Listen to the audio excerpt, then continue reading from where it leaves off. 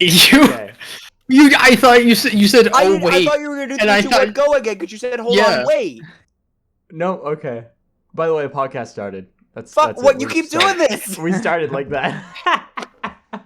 You couldn't start on me. something Yeah. like fun, like us making fun of Milli Vanilli. You had to start on like four One of them- dudes one of missing a them- clap. Why are we gonna make fun of him? One of them died. Yeah, but no. Oh. No, I didn't mean it like that. No, I didn't mean it like that. Milli No. Vanilli died. Wait. Okay. Rest in peace, Kobe's Milli or canceled. Vanilli. I don't know which one it was. Okay. Hello everyone. Welcome to another episode of Bangers, Bops, and Banter. This is episode number 52. It's been a whole year, except we missed a couple weeks, so it's We been missed like a month during finals. So. Yeah. You guys have been doing this for a year. Yeah, It's I know. disturbing. it's crazy. You were on like one of the first shows too, Jason. Yeah. No, Yeah. I sounded like dog shit too. I remember. Oh, we all did. Oh, like those first couple shows are just unlistenable. Oh wait, you were on the Lost episode too. You're on Blood Sugar Sex Magic. I fucking Oh hate yeah. Oh god. I'm glad, man. I'm kind of happy that one was lost. I don't like blood 50, sugar sex. 52 man. episodes. Are you guys running out of music yet? Yeah, just about. There's only a couple Nice. more albums to listen to. So Here, Yeah. let's go to rate your music and see how many albums are on They're there. trying to 100% music, ladies and That's gentlemen. why we're getting to the shitty obscure Car Seat Headrest albums at this point. Yeah, Oh, yeah. we think we're so cool. We're not doing the two that everyone know. We See, think we're so there's- cool. We're doing the third most popular thing they've put out. isn't it? I think it's the fourth. I think Teens of Style is more popular. Yeah. Yeah. Okay, I can accept that. I thought you were Anyway, gonna say Madlow, so- and I was like, people don't like Madlow. Yeah, fuck Madlow though. So Rate Your Music has a total of 4,639,911 releases. Yeah, you're almost And there. it's just releases, so probably like at least half of that is singles. But you You're know, almost there. yeah. So yeah, that won't take that long. Yeah. So if there's 2 billion singles, so that's 2 times 10 to the power of 6. Okay, so 2, 1, 2, 3, 4, 5, 6. Have we started? By 50. Yeah, we've started. Anyway, as Brendan's doing random math, let's introduce everyone. I'm one of your hosts, Joe. Here's Brendan, who I basically introduced. Hi, I'm co-host Brendan. And Yeah, we have so we only, some well, guests. Wait, I'm introducing the guests, alright? Okay. The time it would take to listen to all those singles can wait. I'm just saying, if we were doing this podcast for like 39,000 years, we could get there. And no Damn. further music was released. Music is canceled. That's- We gotta catch Um, up. yeah, alright. Join us next week where we review like 500 albums at once. I thought you were literally about to end the episode. I was like, Joe, Joe. We have some guests today who've been talking, but introduce yourself, guests. Hey, I'm a guest. My name's Jason. It's a pleasure to be back. I was on the lost episode, Blood Sugar Sex Magic. It's what I'm most known for. And I'm glad to be here for the Eating People movie. Yeah. Whoa. Hi, I'm the other guest. I'm Kobe. Happy Pride Month, everyone. I wanted to lead with that. I wasn't on the lost episode, Blood Sugar Sex Magic. And it's what I'm most proud of myself for. Mm. And I'm also excited to talk about these fun little movies, such as Silence of the Lambs. Oh, we're not. Maybe we're talking about Silence of the Lambs. I don't know. I didn't want to steal Joe's thunder. It's Yeah. in the It's- title of We're totally doing Silence of the Alright. Lambs, guys. Really Oh excited. my god, okay. Joe, what movie are we reviewing again? We're Hot Wheels We're, Accelerations Ignition is really just a classic. The animation style is just incredible, and there's so many fun, lovable characters across the cast of characters that are characters in the movie Hot Wheels Accelerator Ignition. My favorite Fuck. part is when We're- Hannibal Lecter takes the windshield off a car and puts it on his face. wait, what? Have you ever just cold restarted an What- episode and scrapped a couple minutes of recording? Because this is useless. Yeah. All of What this is- is terrible. Wait, All wait, of it. what was that? I'm actually confused. What, is that just like you're saying he kills a car?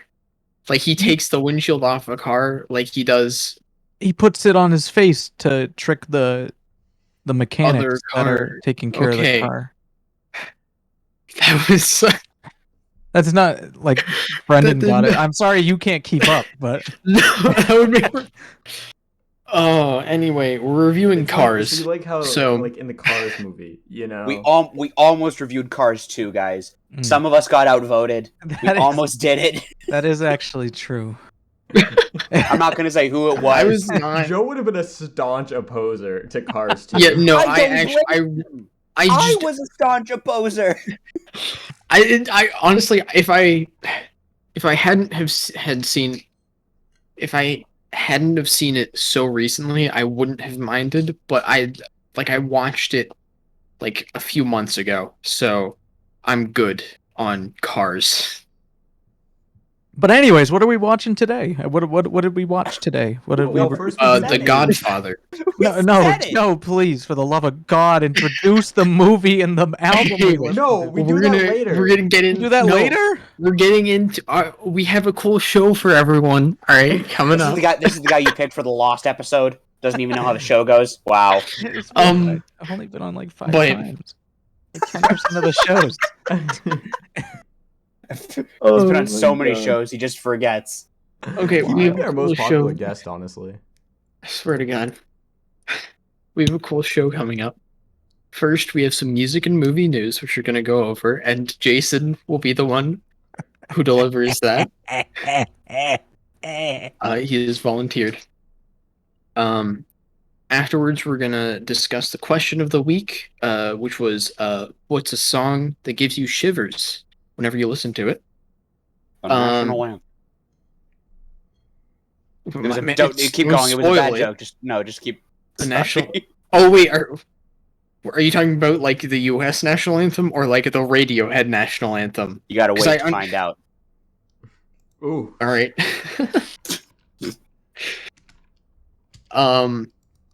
We should replace our national anthem with the national anthem by Radiohead. I think It'd be a better song. it would. All right. Afterwards, we're going to discuss the album, which is "How to Leave Town" by Car Seat Headrest, and then finally, we're going to be talking about the film "The Silence of the Lambs." If you hadn't guessed that already. This is such a Sorry, lit yes, show, it's in dude. the title of the YouTube video. All right. We have such an epic show coming up, guys. Strap Okay. in. Get off the podcast right now. Jason, you can start with the news. We got a lot of news here this week, ladies and gentlemen. Lots of good news, some bad news. Wow, it's like every week. Yeah, right. Starting off with number 10. Watch Mojo, number 10. Tyler, the creator, has shared a teaser clip on his social media platforms titled Side Street, in which he makes out with a girl in front of a car who is cheating on her boyfriend, and there's some breakdown in the background, and that's kind of about it. It's a tease, but given Tyler's typical release schedule, we could probably expect it to set up some new music this year. He tends to release every 2 years. Igor came out in 2019, so hopefully we're looking at some new Tyler soon. Moving on. Yeah. It's actually it's a funny clip. Go check it out. It features it features the Odd Future member Taco Bennett. Just in case you were wondering, who plays the the quote unquote cuck of the video. Anyways, moving on. Oh no. Roblox hit with a $200 million lawsuit by like Ooh. a shit ton of fucking music publishers because they charge users to upload music onto their platform. So now they're getting a big lawsuit, and I'm guessing it's not gonna look good for Roblox. Specific artists. Well, no, okay. Basically they're claiming that DMCA obviously, and publishing groups such as ABKCO, Big Machine, Hypnosis, Cobalt, Downtown Music Publishing are all in a joint effort suing Roblox. So that fucking sucks. But Yeah. maybe don't th- charge for music that isn't yours. I don't know. Well, one of the spokespersons for it basically said that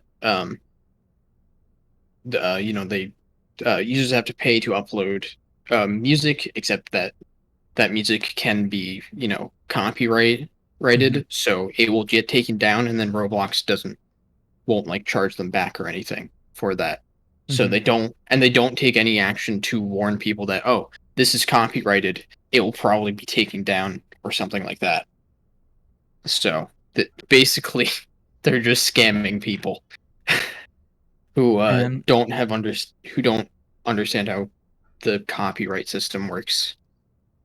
and this is an interesting case too, I guess, because it's like looking at user uploaded content, and I guess whether or not Roblox should be responsible for that, I guess. Like, I don't know, do they Well, have terms of service that like I think specifically outlaws it, even if they take an action? no, I think the problem for them, do they say? Yeah. I mean, it's. I think the pretty problem for obvious them is that Roblox charges people to upload. And that because they do say that they do take action to take down copyrighted material, but Mhm. it would be because they're charging people to upload that in the first place. It's like now this giant problem. Mhm. Because I mean, they should be refunding if your thing gets taken down. Yeah. Mhm. Yeah. Fair. Anyways, moving on. BJ Thomas, the singer of Hooked on a Feeling and Raindrops Keep Falling on My Head, has passed away at the age of 78. Unfortunately. Unfortunately, yes. Quite a popular musician, and sad to see him go. I Moving love Hooked on a on Feeling here. to some more uplifting news. Here, I'm just going to read the title of the article here. Kid Rock uses homophobic slur to address video of him using homophobic slur.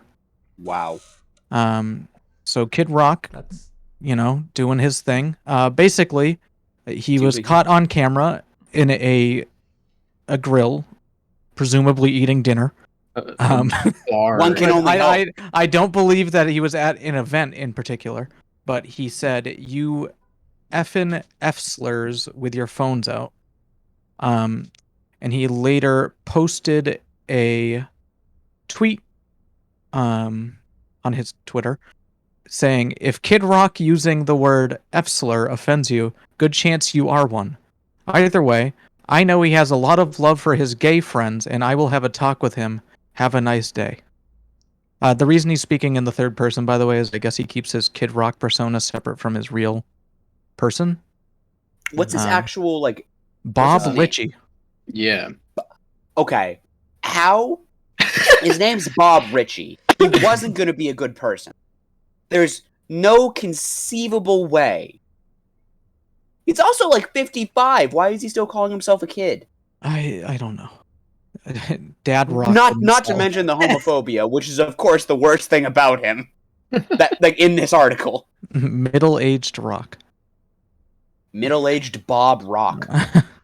Anyways, the video of Call him him can Mr. be Rock. found pretty Mr. Bob universally. Rock.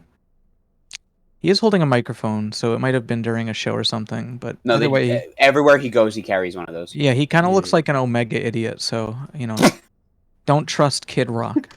Moving on. God, ladies and gentlemen, out Avoid there, him. if you were looking to Kid Rock for your fucking advice and stuff, stop.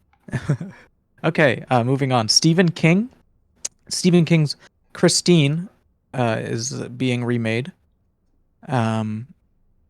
by Blumhouse Productions and Sony Pictures. Blumhouse Productions, known for movies such as Paranormal Activity, Insidious, The Purge. So we'll see how this adaptation turns out. Personally, haven't seen the original Christine, but I know that the It remake did commercially very well. So I guess time will tell. Mhm. And finally, the Assassin's Creed Netflix series taps Die Hard writer to adapt. So there's going to be an Assassin's Creed Netflix series, similar to the Get Assassin's Creed excited, movie. everyone. I mean, everyone loved the Assassin- Assassin's Creed movie. The Assassin's Creed movie famously did really well for sure and was very well received. The Assassin's Creed Um, movie, famously a movie. Yes. The series has grossed 240 million worldwide. Oh no, sorry. I was reading the wrong thing. That would be amazing if they I feel like that's a lot less than they should have made. But basically the 2016 film made 240 million worldwide against a 125 million budget. I'm not a pro, but that probably is maybe breaking even. That's about breaking even. Usually. That's like you did all right. Yeah. Maybe if the movie was better, it would have done better. What's funny about this article is that they said Netflix declined comment like something controversial was said, but no, a diehard writer is just working on the series. So get excited, everybody. I'm not going to watch it. Definitely won't be watching it. Cool. Get excited. I don't give a shit, but you can. I mean, I haven't even watched The Witcher, so I'm not hopeful about like video game adaptations in any way. Yeah. But that League show, though, you know. God. And that does it for our news for today. If you want to find Yeah. more news, search music news on Google. Go find your own. why are you And counting also, on guys, us? this is my time to leverage Joe into putting the links down in the description. So that will be done this week and going Alright. forward. That's Brendan leveraging uploads the- me. Podcast. So Sorry, I meant Brendan. I I was mixed them going up, you to know. do it anyways. They look so similar. Brendan all pixelated. Joe, What the fuck? I don't know. Yeah, Brendan sitting in near complete darkness in his bedroom. Joe seemingly in someone's basement in what appears to be broad daylight. it's Buffalo Bills. It's Buffalo Bills. Get out of there. All right. With that, we'll move on to our question of the week.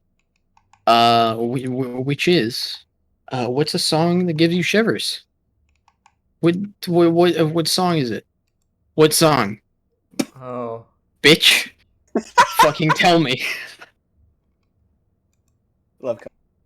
Should I answer? Wait, Go yeah. for it. Anyone- Well, you know what? This is something that I relearned this past week as I was listening to some Radiohead on the bus. Exit music really gives me chills. Exit music is a fantastic track. Everyone knows the part in Exit music that gives me chills. It's the, you know, I don't need to, you know. It's when the guitar kicks in. Yeah, it's that one part with the drum. Yeah. What more need be said? Can you Anyway. wait? Can you like describe it to me? I don't really know. Oh, it's like it gets loud and it Okay. crescendos. Yeah. And then Yeah, it hits a peak and then it goes down. Yeah. Okay. Tom York Kind of says like some in things. like Pyramid Song. If you ever, no, not gonna do it. Also, I said ending of Dramamine, which is a song that's on this week's album. Oh. Ooh. Specifically the bridge of that song. Mm. I quite do love. Okay. Interesting. Who's next? Kobe. Right now. You tell me. I'm gonna just sit in silence for a while.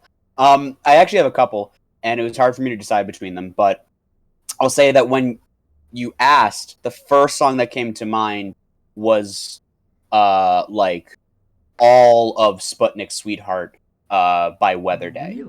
Really? I love that song. I also love that song. It's a great song. Chills, but When I first heard it, because I had heard it like just kind of like on my phone speakers, but when I first heard it with headphones, it really like stuck with me. So I'll say that I don't know if it's definitely the first one I thought of when I saw the question.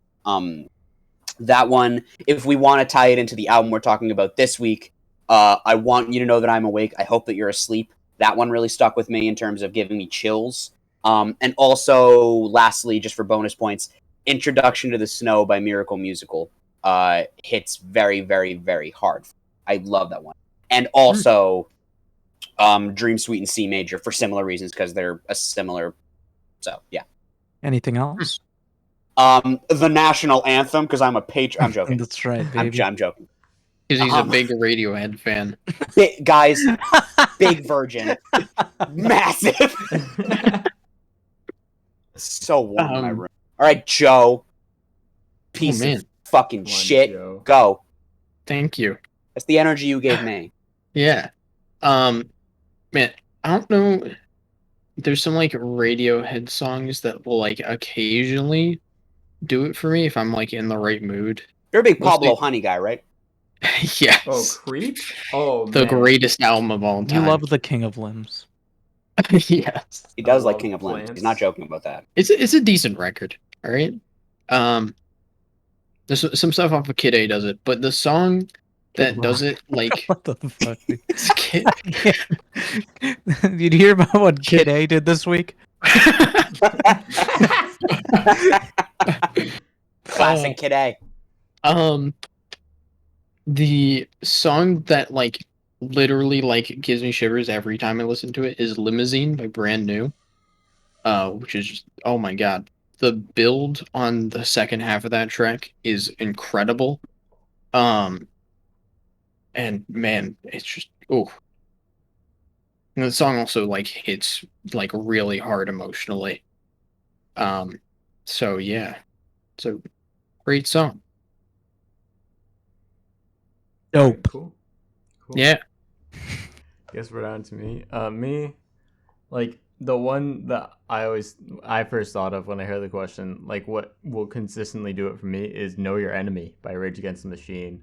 The outro to that track, just so incredible, so good. Will give me chills. I don't really get chills from like a lot of songs, so that's one of the few that does it. Another one is Earth Mover by Have a Nice Life. So, and finally Earth Mover by Have a Nice Life. Great album. Oh, you know another one? That album's on my top 5. Hang on. I have to look. It's. Oh yeah. Mate un bonito oje mesmo by Marcios. Love that one. Nailed Did it. Seb turn you on to that one? What? Did Seb turn you on to that one? Yeah. Yeah.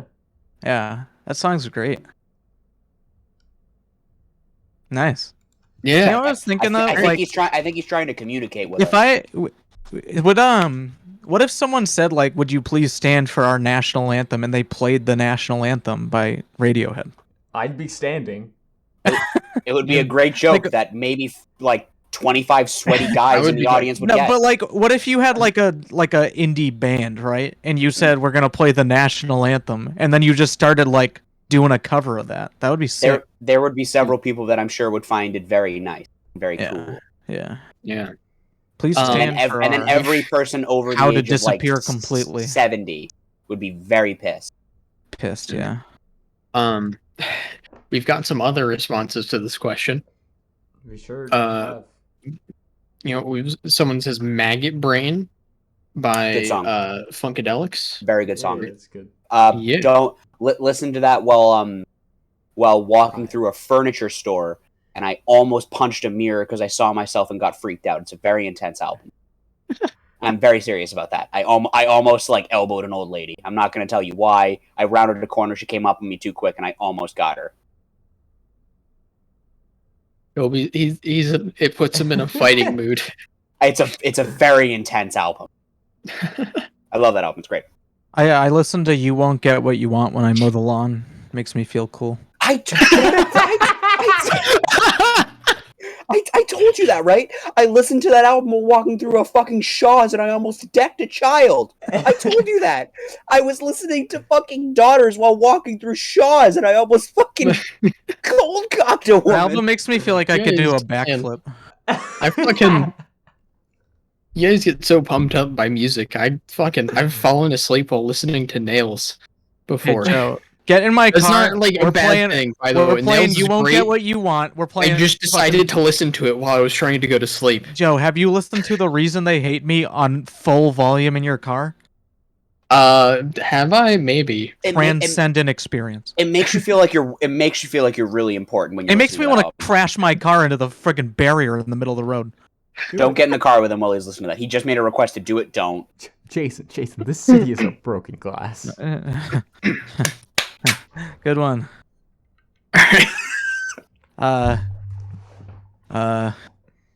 What's that one song called? It's fucking. Oh my god. It's a good one. Hey Brendan. What? Satan in the Wait. Subtle. Anyways, we also have "Death Don't Have No Mercy" by the Grateful Dead as an answer. Interesting choice. Yeah. I didn't expect to see any Grateful Dead from Yeah. this group, to be honest with you. Well, okay, so Jake is a bit of a new addition to the server, and he's a Grateful Dead stan, from what I hear. But like, honestly, interesting choice. Interesting. I can't say I'm a big Grateful Dead fan. I tried to listen to Grateful Dead. I didn't get through it. Does he still follow them around? Jake, I No, don't what? know. Never mind. What? I can't.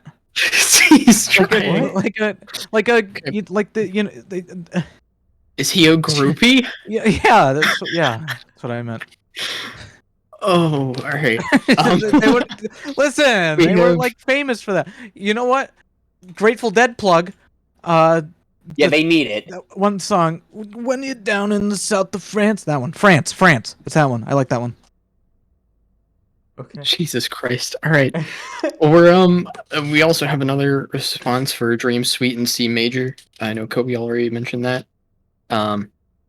Wait, You know, we I'm not- reviewed Miracle Musical on the podcast. Go and check out that episode. It's a fun one. Me and Brendan did not enjoy it very much. So We really didn't. I like that album. I really I do. do like it's that song, though. it's interesting. We're not here to but I talk don't about know. it, but I do like that album. And we also have No Reptiles. Woo! Which is great track. On Great album. not on Joe's direct suggestion, but I saw how much Joe was listening to Everything, and I was like, there's one song off that album that I like. I should listen to it again, and it's a very good album. I really like that album. We did a review of that album. You can check that out. We did a deep dive into that. Yeah. archive. Check it out on the channel. Ladies and Yeah. gentlemen, you're already here. You're already here, right? You might as well. Yeah. Honestly. Please just You watch made it- all of our videos. You've made it 30 minutes into this video, which means you can stand punishment. Go for some more, you know? It's been 30 minutes, huh? Well, Anyways, yeah, I mean, it's about time to. What's the question for next week? yeah. Next week's question is what do you think is the best horror film of all time? Of all the horror films, there is one that is the best, and we are looking for the correct answer.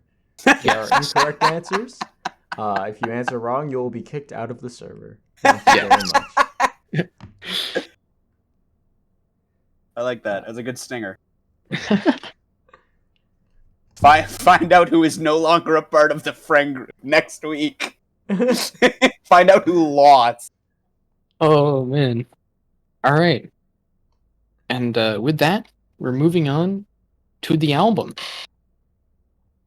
I don't know who picked this album. Which of you boys chose the album? It was a joint decision between Kobe and I. Yeah, All right, who we wants- both decided that we wanted to do Car Seat Headrest because we're both very passionate about Car Seat Headrest. And we were three- trying to decide which. We have 3 car seat headrest stands and me. We were So- we were between Nervous Young Man and this, and we ultimately decided on this. Hmm. I don't think we could have gone wrong there, personally. No, I agree. Okay. Who wants to introduce the record? So I will say this is technically an EP.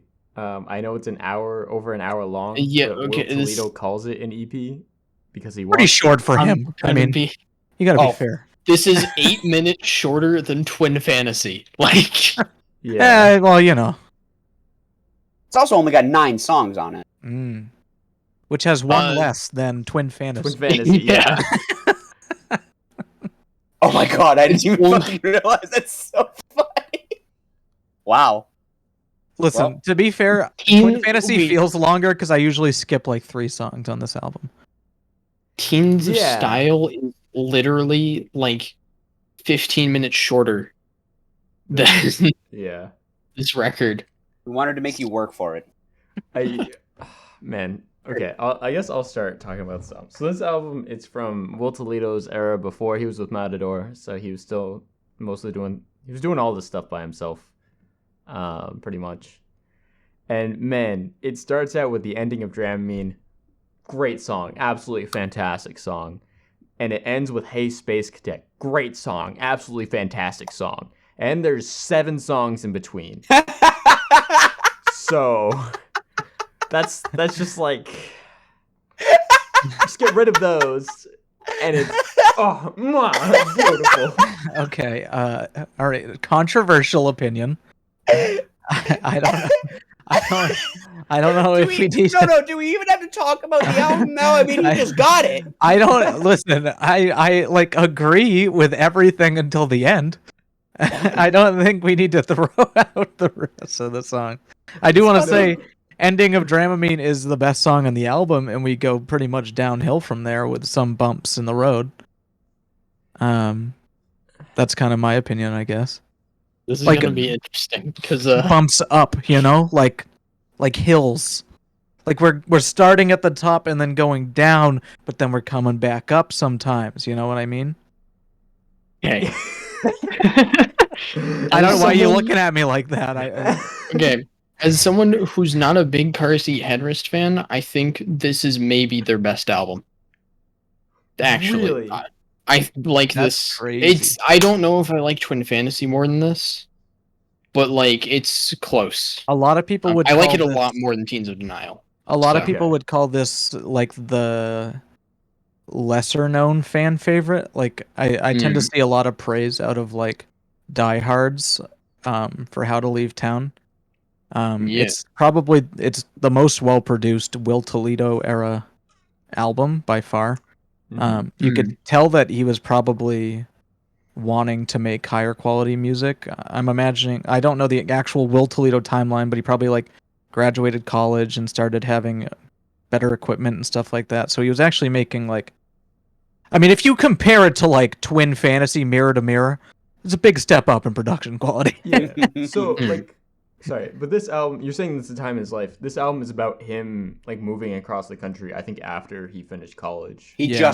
just got out of college, yeah. Yeah. And a lot of the lyrics incorporate just like he's essentially just very scared of him moving and stuff, and like the idea of traveling across the country comes up a lot during the album, like the I-94 West, 830 miles, America never been, comes up on Hey Space Cadet, that kind of thing.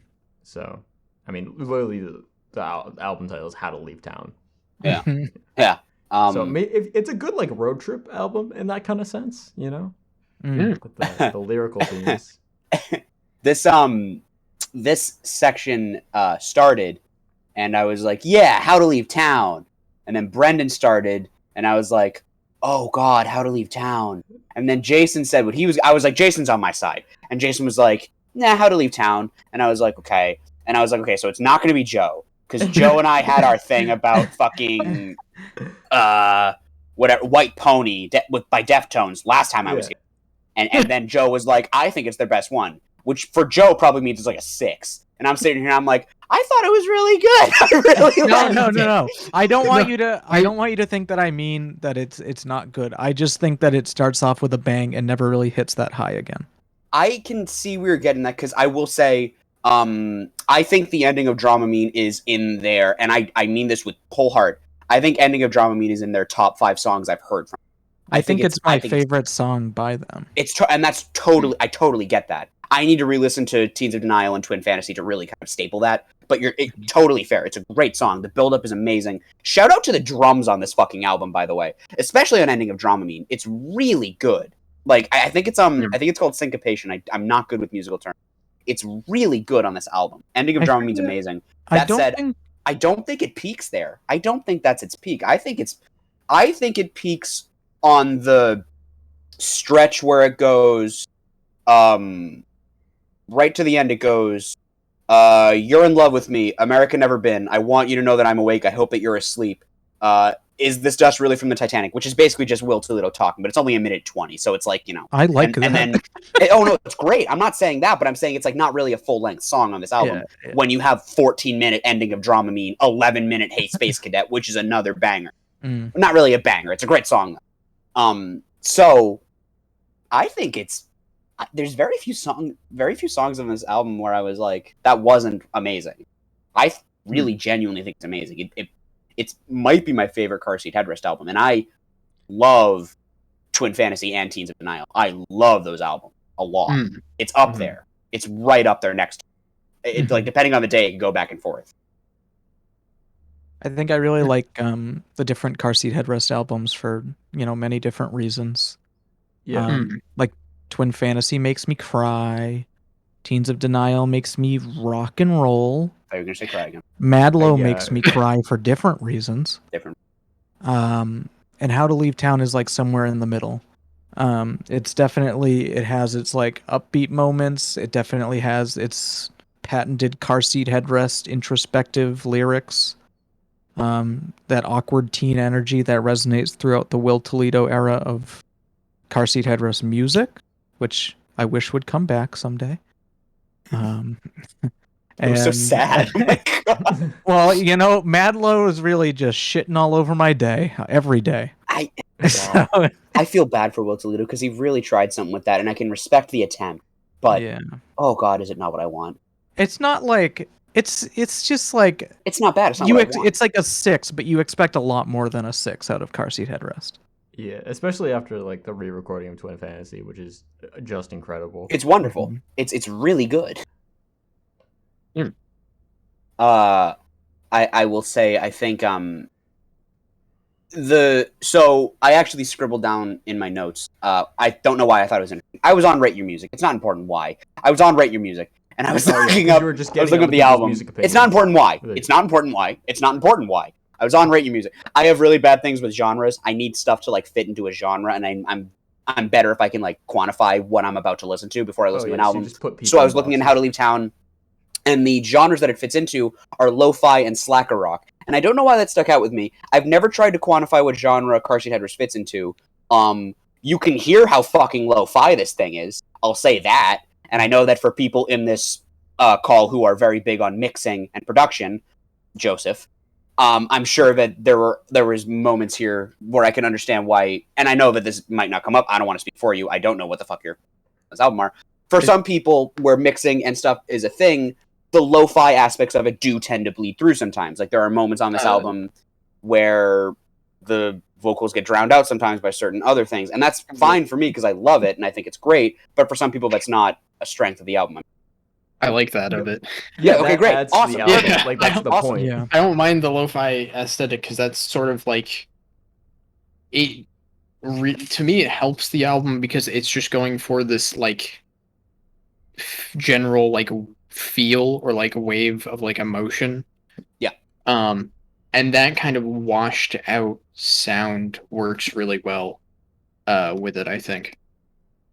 Personally. So. Yeah, it definitely adds a lot to the vibe and general feeling of the album. Like, this is an album that you let wash over you, and that those lo-fi aspects help enhance that experience, definitely, as they do throughout Car Seat Headrest's discography, pretty much.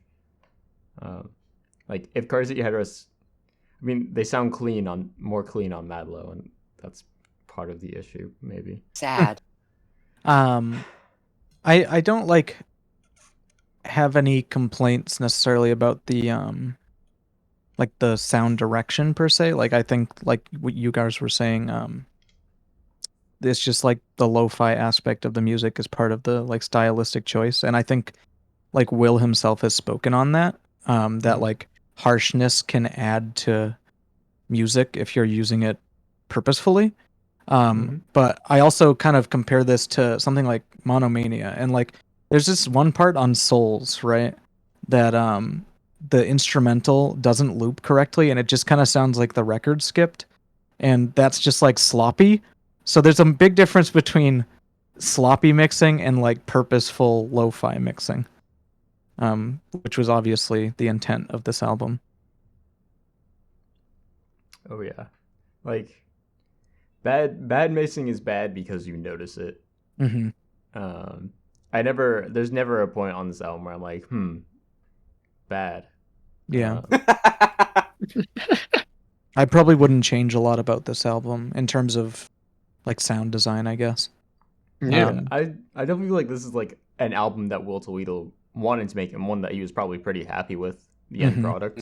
It's like you said earlier, it's definitely, I think, a higher quality final product than some of his other solo stuff. I agree. It's and the fact that he did this, as far as I know, solo, if not with help from like friends that he knew, like is pretty incredible, because I think it stands right up there with something like Teens of Denial and the Twin Fantasy remake. It's really interesting. It's a really interesting album, and you're totally right. It's absolutely an album you gotta let wash over you. There are large swaths that are just build up, like specifically, I can talk specifically. Ending of Dramamine, the first 2.5-3 minutes, it's just build up with the drum machine, and it's just build up to it, and then like when it hits, you're like, "Fuck yes, it's awesome!" And it just comes in waves like that. Washover is a very good way to put that. There are times where you could literally just lay out flat and stare at your ceiling and just kind of forget a time when this wasn't happening. You know what I mean? And I mean that in a very good way. I love that aspect of it. It's really, really interesting that way. It locks you in, and it really kind of grips you with the way it feels, I guess. I don't know a better way of saying it than how you put it.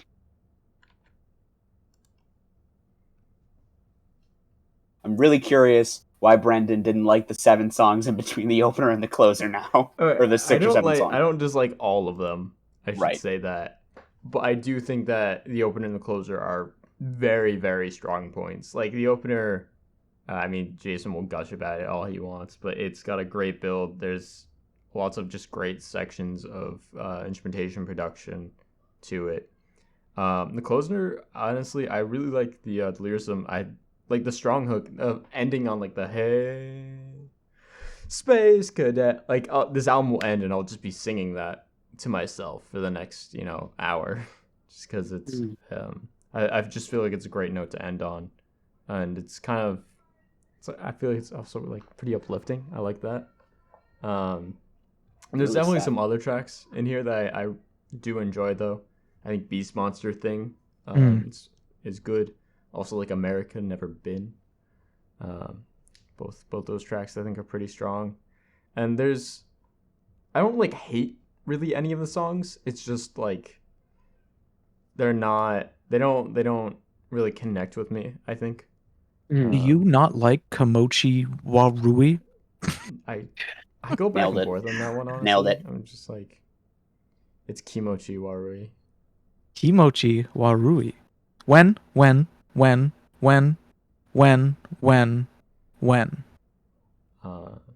only wrote 3 of them in my notes. I only read 3 of them. I love that song. That's probably second after Ending of Dramamine for me. Really? Great song. Really interesting. It's a great song. I do. I just love. I love the Brian Wilson part. I don't know why. It just kind of like it gets to me because he's kind of like talking about someone he admires and how he obviously perceived them in a certain way, and then when you look deeper into the people that you love, like they're flawed. You know what I mean? Yeah. So there's not like your heroes aren't. They're people too, I guess. And Mhm. I don't know. I just love that part. Damn. Yeah. Heroes are Joe, people too. Joe, did you have a point to make? No, not really. Sick. Yeah, it's a great album. I love it. The production on it, the ambiance it creates, the mixing.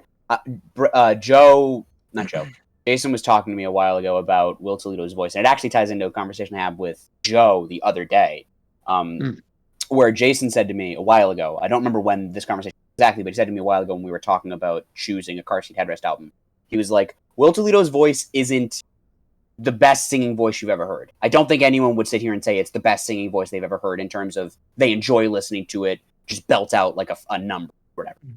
But it works perfectly for the band and music he makes. It's perfect for it. I mean, the dude's probably, I don't know how old he is now. He's probably going on like 28. He still sounds like a 14-year-old kid going through teen angst in his music, and it fits so perfectly in the older stuff. Because True. But at the same time, I think that he also just has like a beautifully imperfect voice. He did a series of streams in 2020 during the pandemic where he did a lot of renditions of songs, and it just sounded, it was very nice because it was almost like something your like friend would sing to you at a party or something like that. It was very like, he has a very laid back kind of imperfect voice that doesn't really make him seem like some kind of top tier artist, and more so just like a college kid who likes to make music, I guess. And yeah, you don't, just because you He's don't old. have His like, voice is only A tier, guys. No. What are you saying? What? You said he's not some No. top tier. No. I'm not.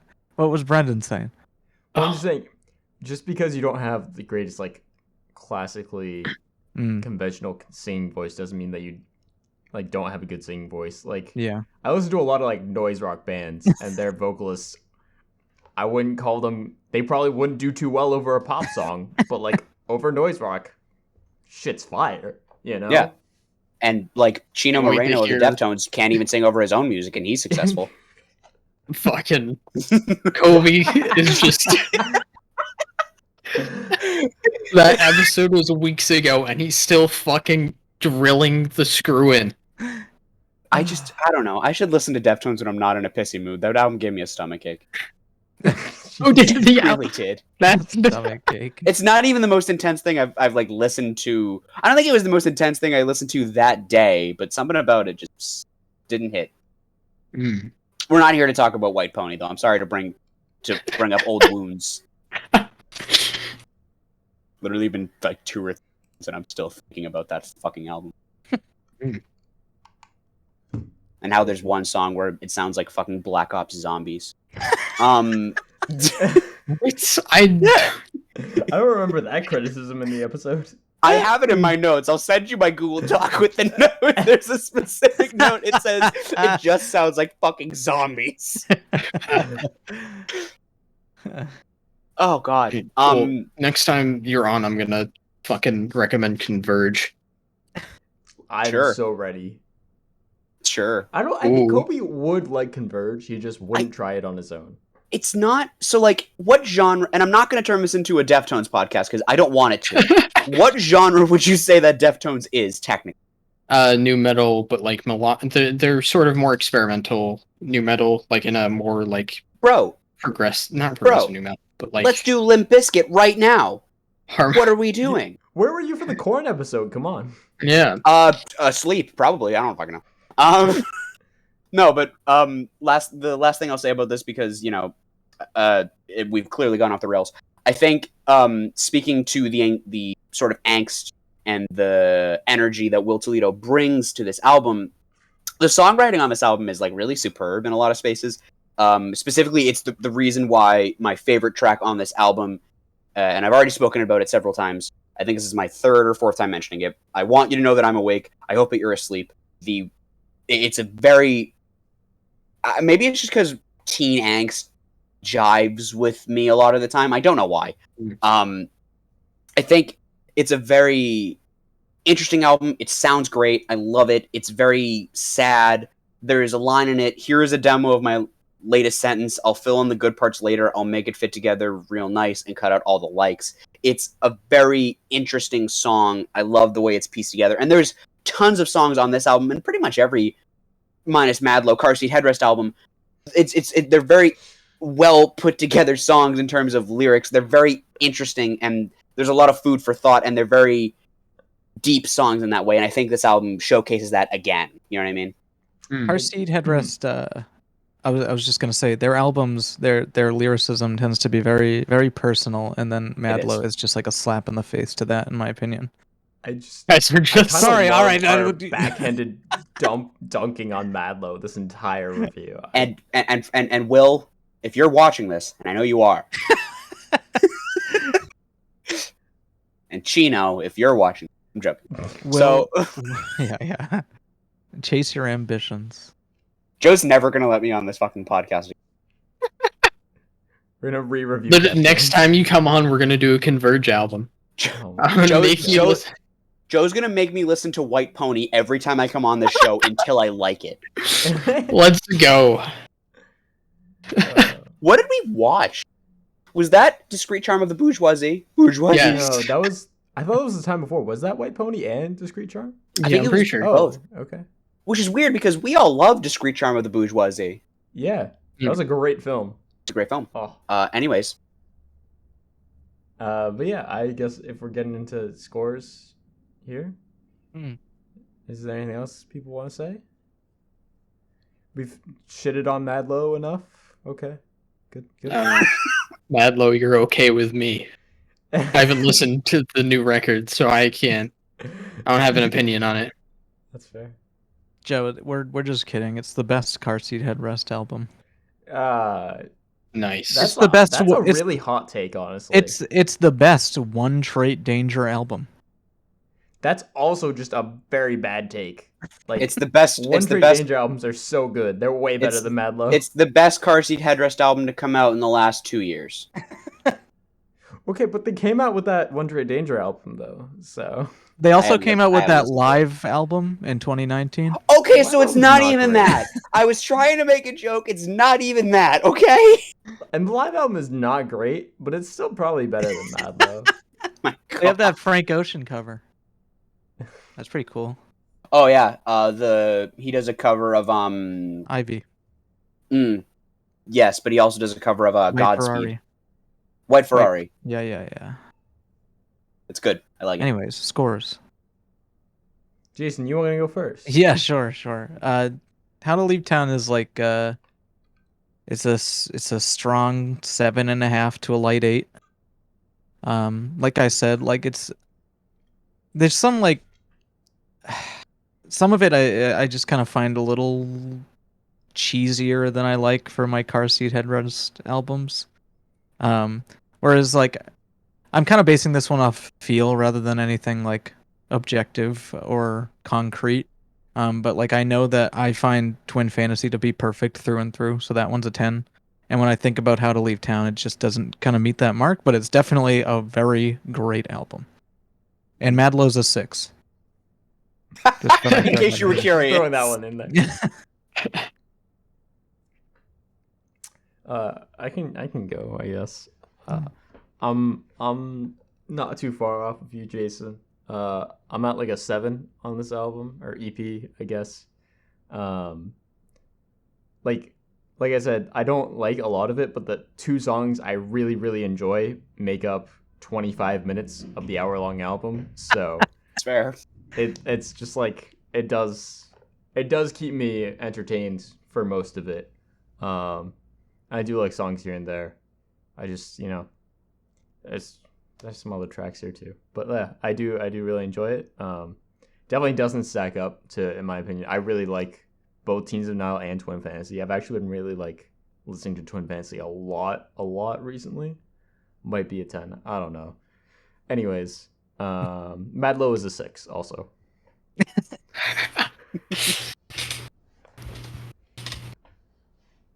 Do you want me to go, Joe, or do you want you all wrap up? Okay. Yeah. Oh, He's going last see, because he's Resident having the Car Seat interesting Headrest opinion. Pro will wrap up for us. Yeah. yeah. Joe gave Madlow an 8. I did. Okay, I did re-listen to Teens of Denial and Twin Fantasy for this, so Uh-huh. Oh, nice. Okay. I do have We'd love to hear your ratings at the end. of both of them. Yeah. Sure. Yeah. All right, Kobe. Okay. So I'm way more positive on this than you guys are. I genuinely think it's to be honest with you, I think I got into Car Seat Headrest after you guys did, so I think I don't have the same level of connection, although I do love them. I will say I think I need to listen to Twin Fantasy and Teens of Denial again, and I love them both. I think this is a lovely EP album, whatever you want to call it. I think it's great. I don't know of a song on this album that I don't love. There are certainly songs that I won't go back to listen to in my free time, but I mean, they're fucking. It's Car Seat Headrest. There are songs in their discography that are going to just be like that. They have 85-hour songs. But it's a great album. It's layered. It's anxious, which is perfect for them. It's great lyrics. It has a perfectly idiosyncratic frontman. Special shout out to the drums again on this piece because I don't think I spoke about it enough. It's wonderful. I think I'm more positive than anyone else is. I need to listen to the other two again because like you guys were talking about, Twin Fantasy and Teens of Denial might be 10s. Christ knows that Madlow's an 11. This is a 9.5 out of 10 for me. I'm serious. Man.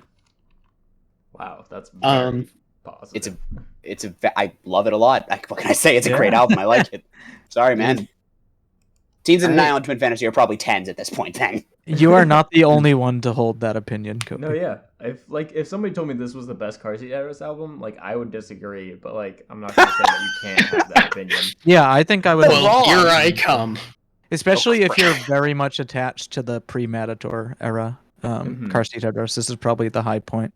Okay, that's fair. I gotta listen to the other one. Love those albums. I guess as far as my thoughts on the album, I feel like for me this is maybe their most consistent record. I just feel like in terms of the feel and like vibe of the album, that this is the one that like I feel is most consistent throughout.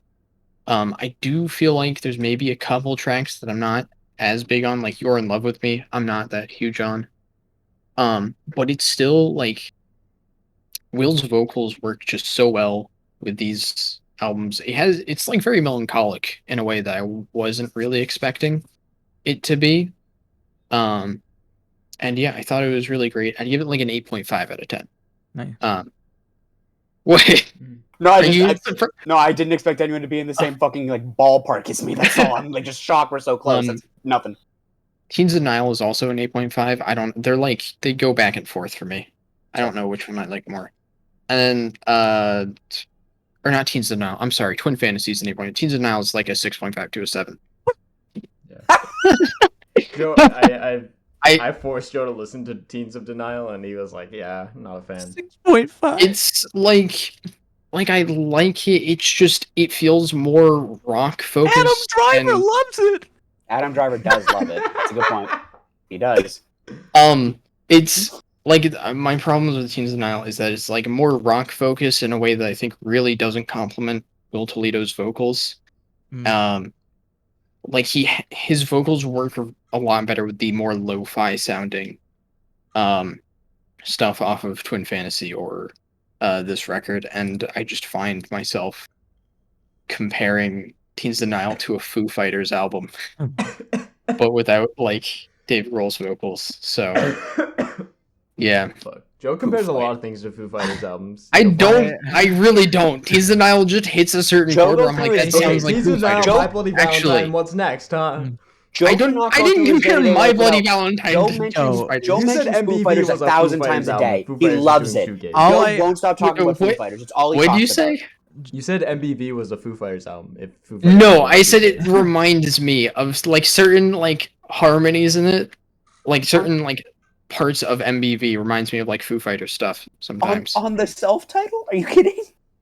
No. Have you listened? Okay. Yeah. Go. He's Googling something, guys. No. Go listen to their third album. It's specifically their third album. There's Nothing Left to Lose. Has songs on towards like the middle section that like are like very like different from most of their most of like what you know them for. And if you go listen to that, like you'll be able to like figure it out what I'm getting at. Okay, I believe you. Joe, I have a question. Yes. Is the Ballad of the Costa Concordia a 10 out of 10 song? Jason's Maybe cringing. I don't know if I'd give it a 10. I don't think I would. Jason's literally cringing. What about Drunk Driver? Drunk Drivers. You like that one, Joe? What about Cosmic Hero, Joe? Like I what, like. What about Drugs with Friends, Joe? Y'all ever see that post? How can you have so many 10 out of 10 songs on a 6.5 out of 10 album? That's my question. 1977 10 out State of Park 10 sounds like a songs. Weezer Sorry. song. Y'all ever see that? I don't listen to that one. I don't listen to that one, and I don't listen to Unforgiving Girl, and it's a 10 out of 10 album. No, I'm just kidding. It's like a 9. It's just like I like those songs. Joe, They're definitely the best. Those are definitely like some of the best songs on the record. The album's about you. It was written specifically about me. Joe, when you drive back to you're not a senior. When you drive back to school, here's what we're gonna do. I'm going to be. When you do that, what you're gonna do is you're gonna set up a playlist of 10 instances of Joe Goes to School, and you're gonna listen to those on repeat for the entire ride. What a terrible joke! What a terrible thing to do. That's only 10 minutes. No, but he's gonna loop it. Oh, okay. He's gonna listen to Joe Goes to School the entire 5-hour car ride to school. Yeah, that'll turn him into Hannibal Lecter. Segway. Can we segue into a break so I can fucking get a water? I'm dying. Okay. Let's take a. I want to 5. I want to fucking say that like I really like a lot of the tracks out of Teens of Denial. It's just a lot of them, like the Ballad of Costa Concordia, they just don't have like emotional impact for me at all. Like I like them. That's a brutal thing to say. I just don't connect with them emotionally at all. I'm sorry. Hey, Car Seat fuck what? Headrest. Car Seat Headrest fans in chat, in comments, comment I hate Joe if you disagree with his opinion about Ballad of the Costa Concordia. We can't steer that ship. What was the other album everyone was rating, or the other? Madlow. Yeah. Madlow, you're all right with me, okay? You're cool. Oh no. Will Toledo, it's okay. Joe, would you take Madlow? I support you being. I haven't listened to Madlow. I've listened to like a song from it. So, having not listened to Madlow, would you put it above or below Teens of Denial? It's probably below it, but okay. Having not listened to it, Teens of Denial is like a 7. I was a bit harsh saying 6.5. It's like a 7. Yeah, it's like a 7.5. Wow, you were a little harsh saying a 7. His heart grew 3 sizes that day. All right. Anyways, I think we're taking 5 here. Kobe needs a break, so I'm going to die of heat stroke. All right. 3, 2, 1. Resume. You guys didn't have to clap. Oh, okay. Did you see me panic? I looked over my laptop and fucking panicked. All right. Well, we're back. So I guess we get to talk about the movie that we all watched. And what movie would that be? I don't know. What was it? Hot Wheels. Was it good? Whoa! Hot Wheels! Hot Wheels! Cannibal Hot Wheels. Cannibal Hot Wheels. Honestly, I want to see a Cars version of Silence of the Lambs. I think that would be really fun. Silence of the Cars.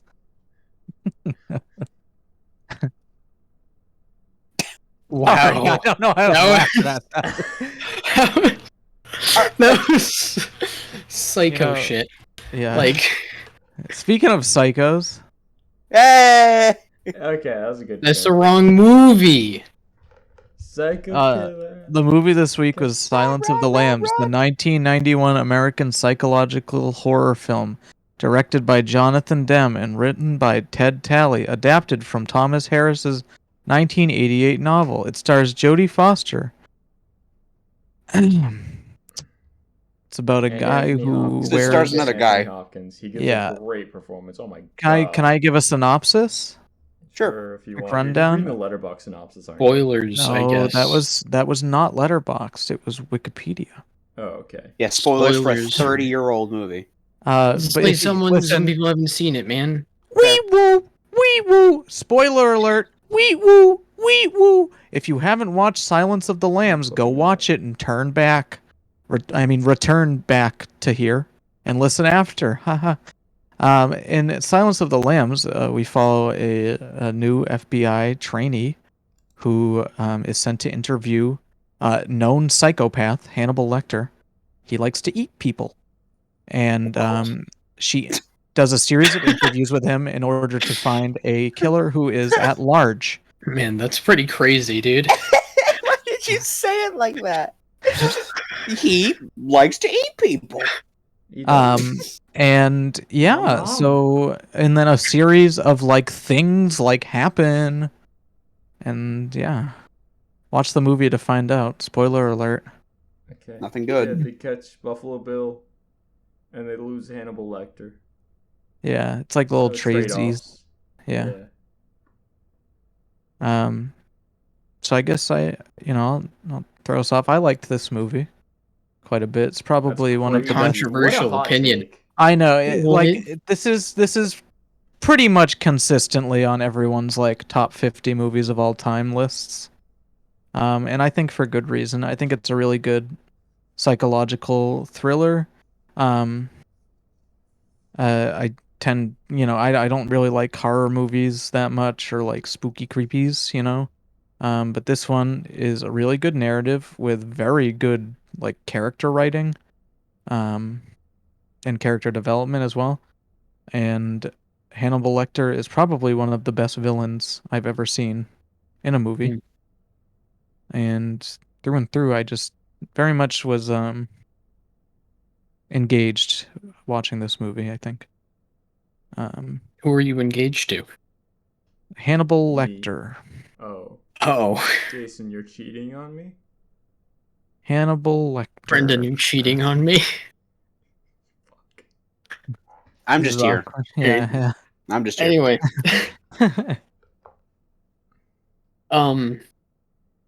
wow, Jason, Wow. what a controversial opinion. That is a good movie. It's I have to agree with that controversial opinion. However, Like, what do you want from him? It's a good movie. I'm gonna go with a bit of controversy here and also say that it was a good movie. It's crazy. Wow, we're 4 for 4 on the hot takes meter, guys. We gotta cool it down. We're fucking insane. Absolutely burning up here with how hot these takes are. Yeah. Yeah. Yeah. I just want to say the only thing I have to say about this movie that I must absolutely say is the thing that I will say right now, and Okay. that is what I'm saying. That Anthony Hopkins gives an absolutely fantastic performance. Yeah. Like all his performances as Hannibal Lecter, I understand are like pretty good. He consistently is the one who plays Hannibal. But man, in this movie, incredible, absolutely incredible. The fucking stares and close-ups are all just really good. Shout out to this director, cinematographer on that one. But just they really like capture him. He feels very full, and I think that really serves the movie very well. And especially like when Hannibal becomes like he's always a threat, and then he becomes a much bigger threat, and that kind of magnitude is very much shown. And all he's done the entire film is stand in a box. Yeah. I think something that's like really good about this film is specifically the way the camera's used to imply power dynamics throughout. Yes. The way that Hannibal like commands a certain presence is always very like apparent from just the way he's shot. Oh man, there's like there's some really great sequences, like when Clarice first meets Hannibal. You have her like walking up, and there's all the other crazy people in the cells next to him who are they're really rowdy and they come off intimidating, and then Hannibal is just standing there, Mm-hmm. and he seems like perfectly normal.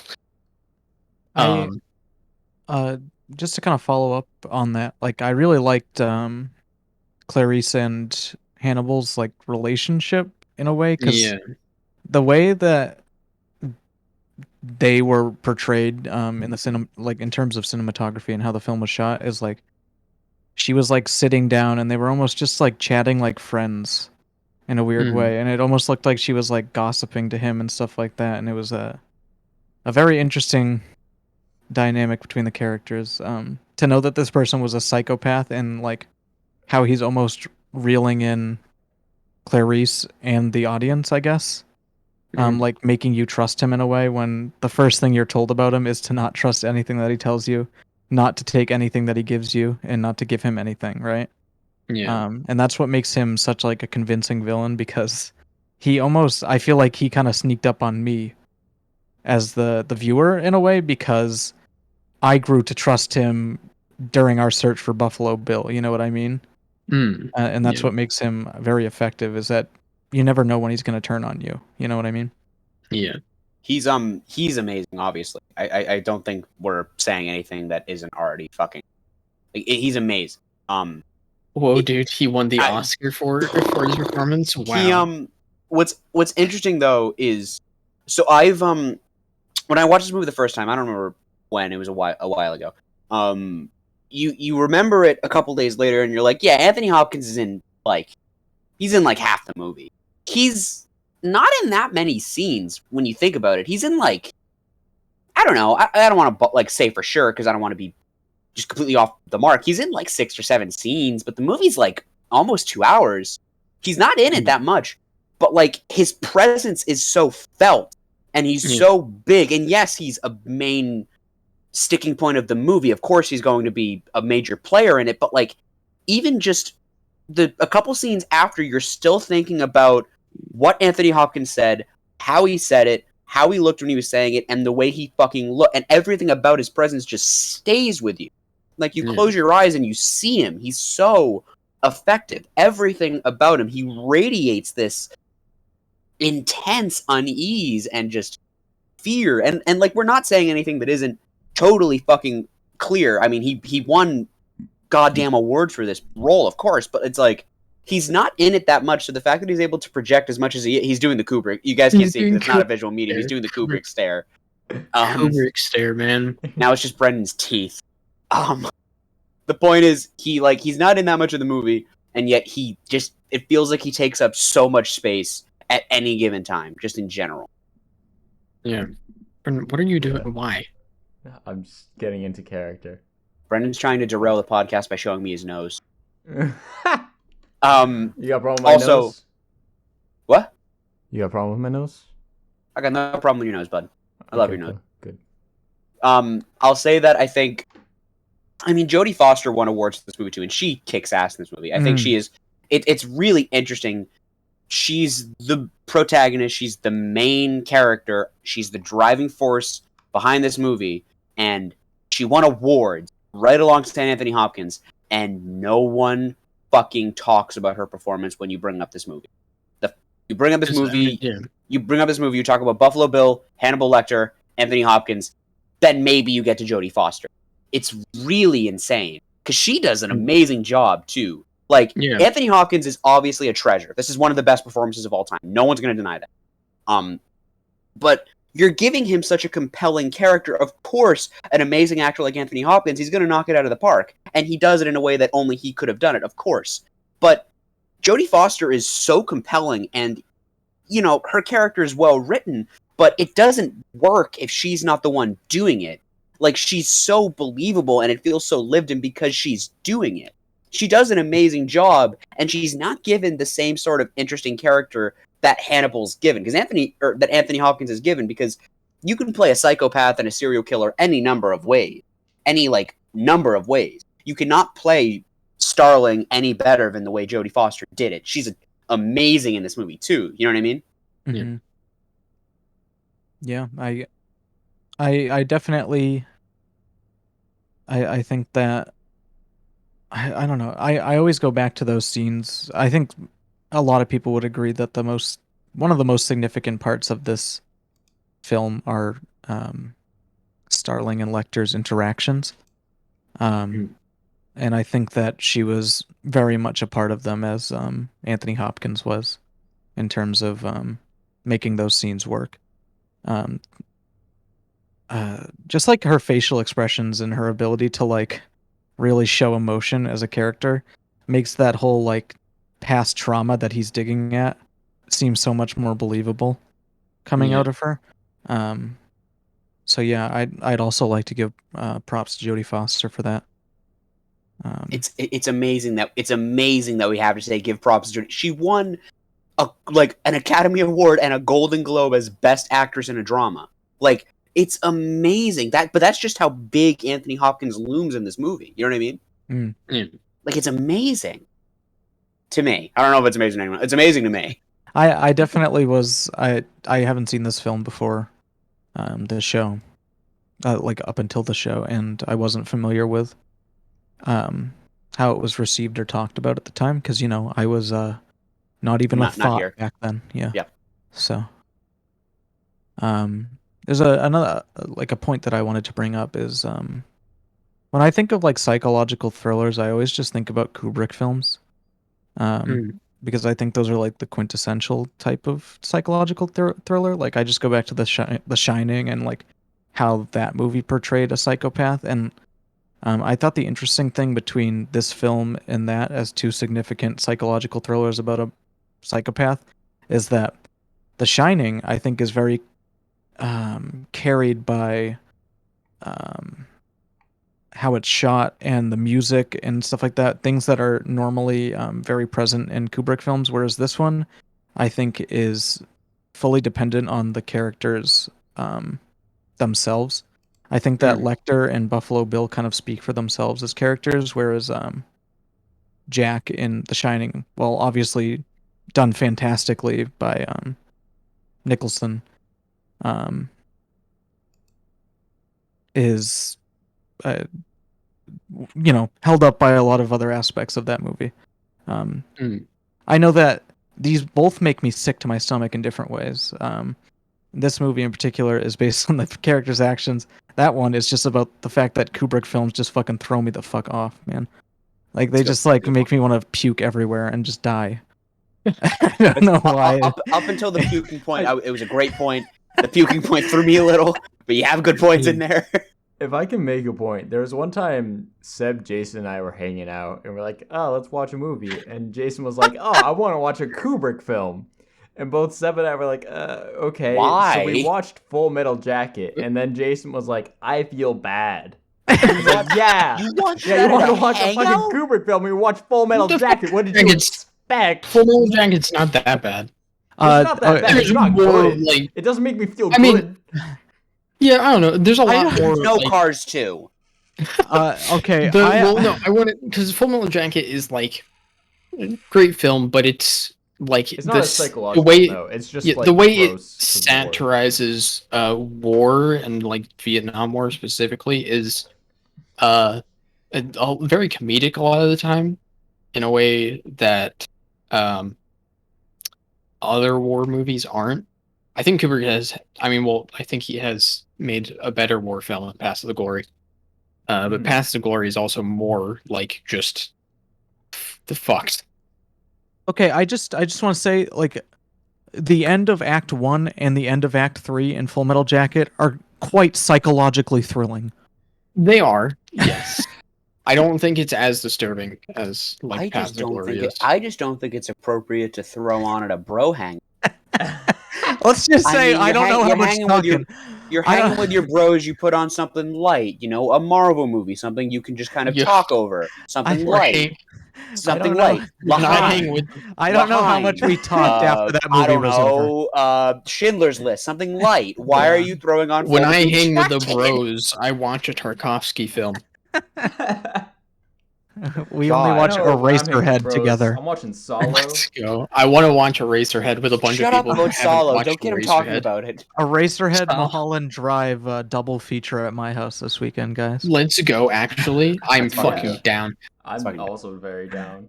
Do it. I want to no, just show people Eraserhead who haven't seen it before. 'cause I've it's never so seen it. good.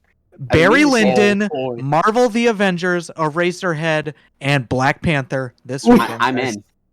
I've been meaning to watch We Barry. need some chasers in there. I've been meaning to watch. I've been meaning to watch Barry Lyndon because of the novelty of it. Really, I don't know how good a movie it is, but just the novelty of Oh, it it's alone. The fact great. that every frame's a painting, I think is interesting.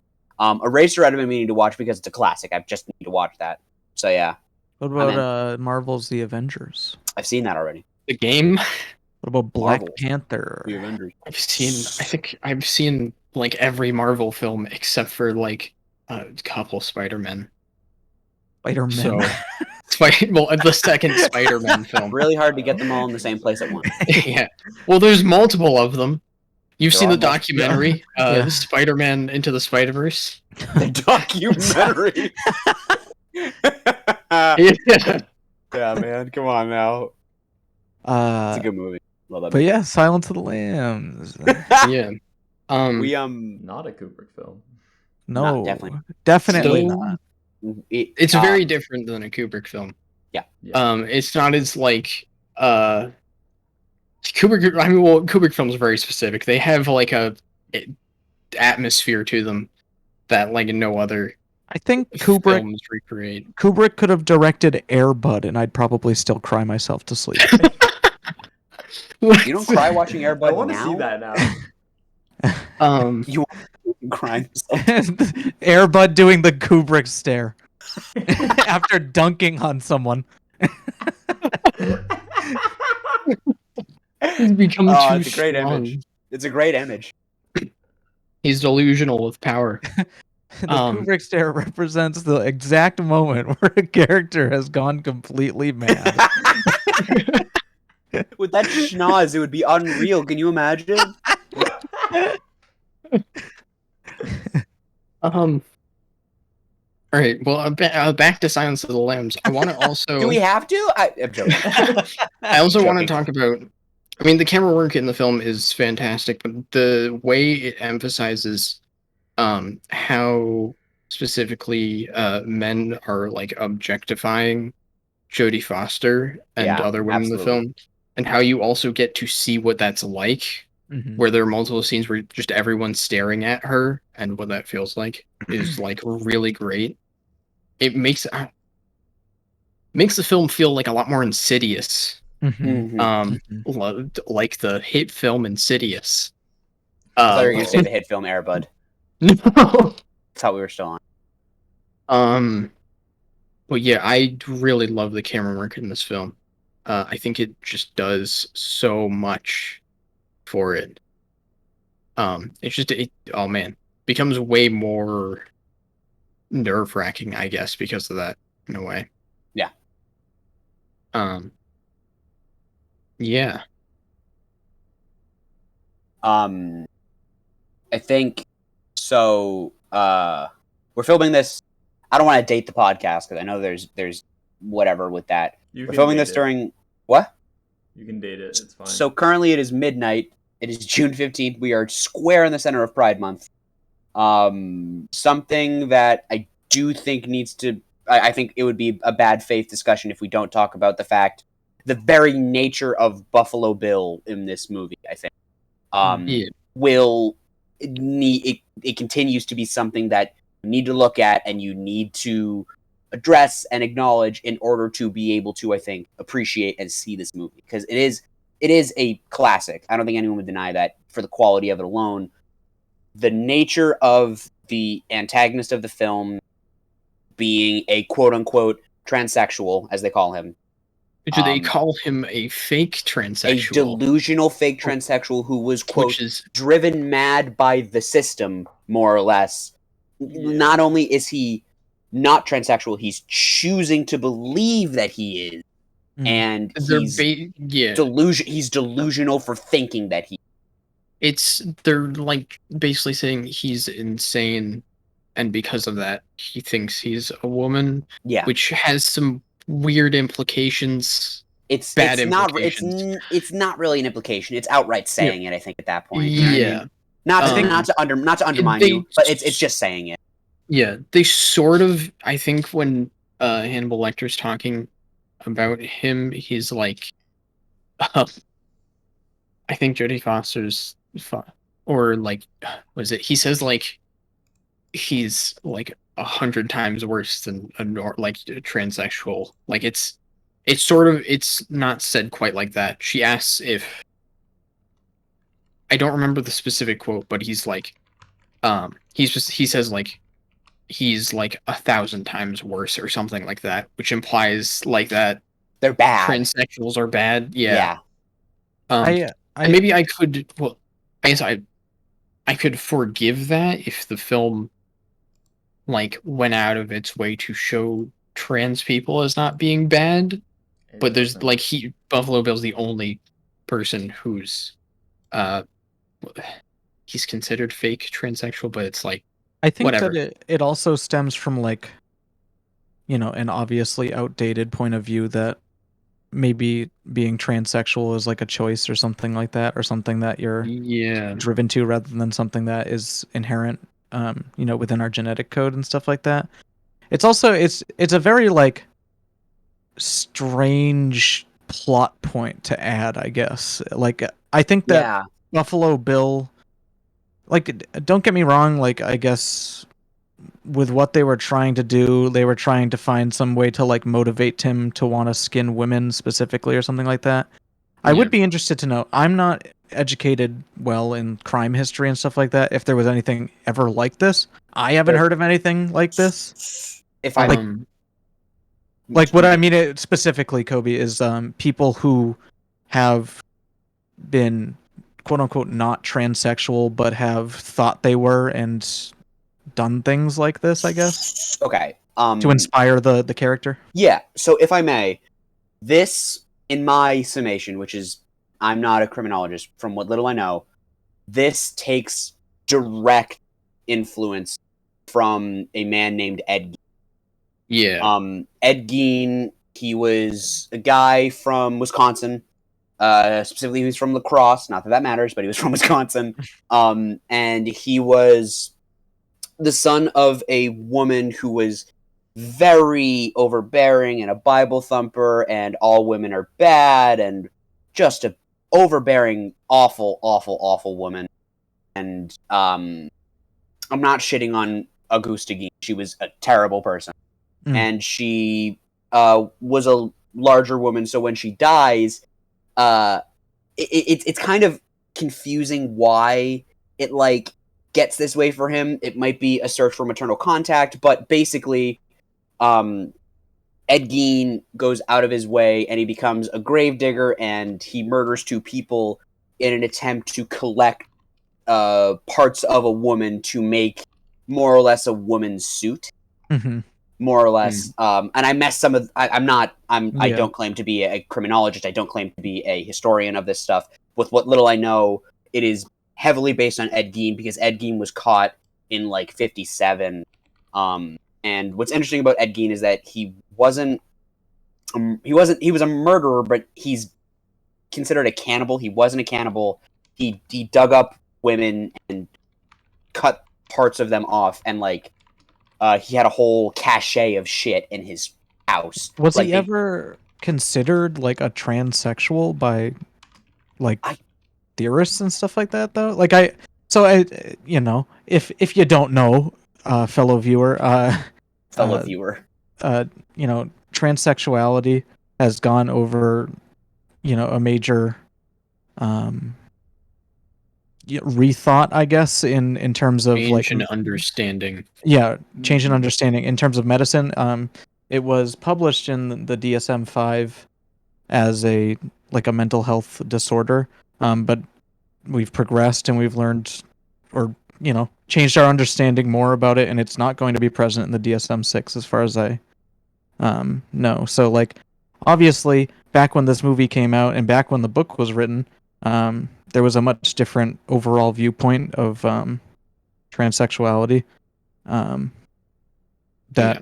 since watching this film in 2021 definitely comes off as kind of weird because it treats transsexuality as like a weird like thing that you choose to do or someone's driven to in a state of mental disarray when in real life it's not like that.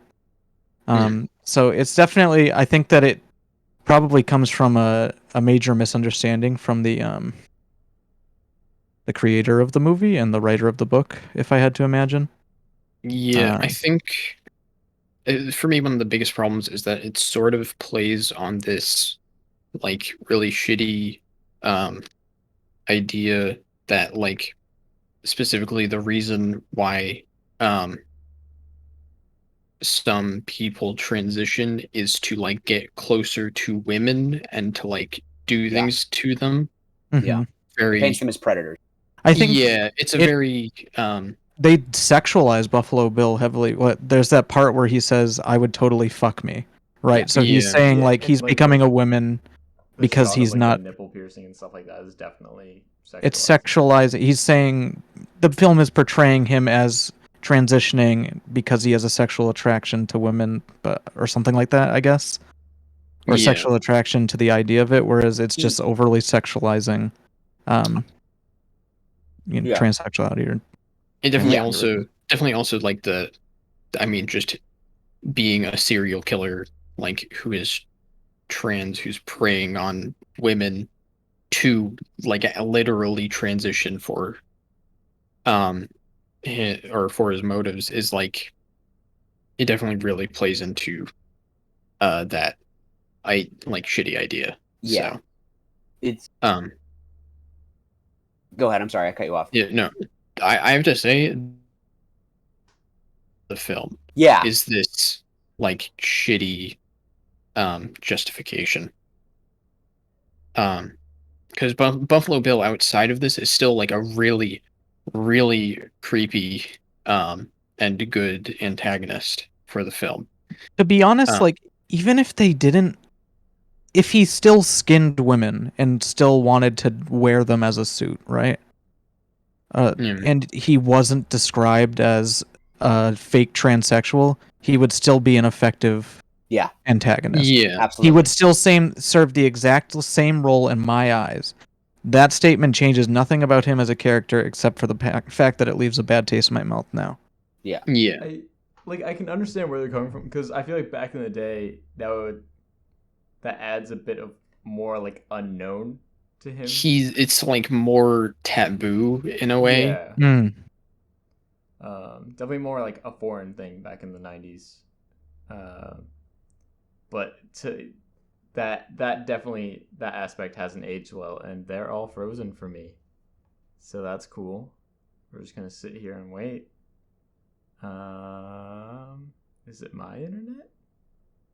What is going on? My internet seems fine. Hello? Okay.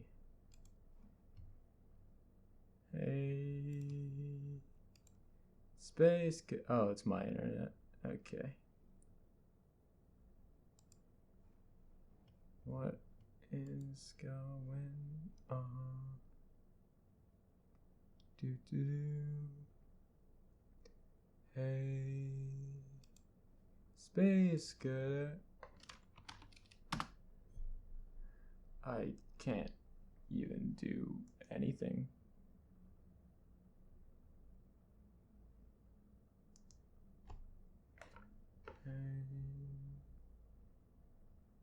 Space Cadet.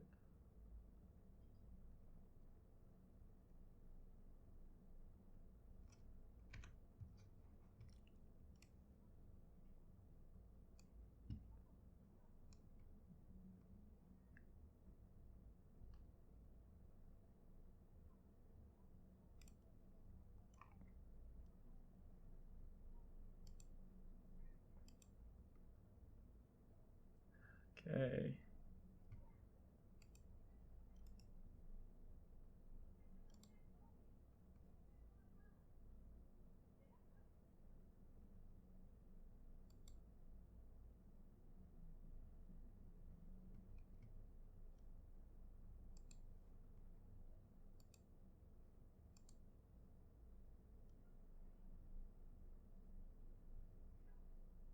where it's directly contrasted by the fact that transgenderism is completely shit on by the movie. You know what I mean?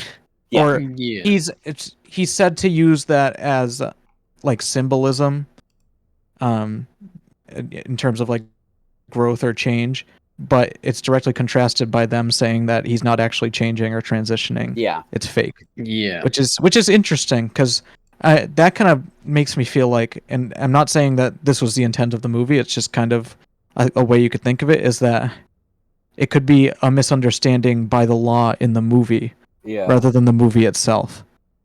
And I don't think that's true, but I'm Yeah. saying that that's like a perspective that I think you could take Yeah. because obviously Buffalo Bill was keen to the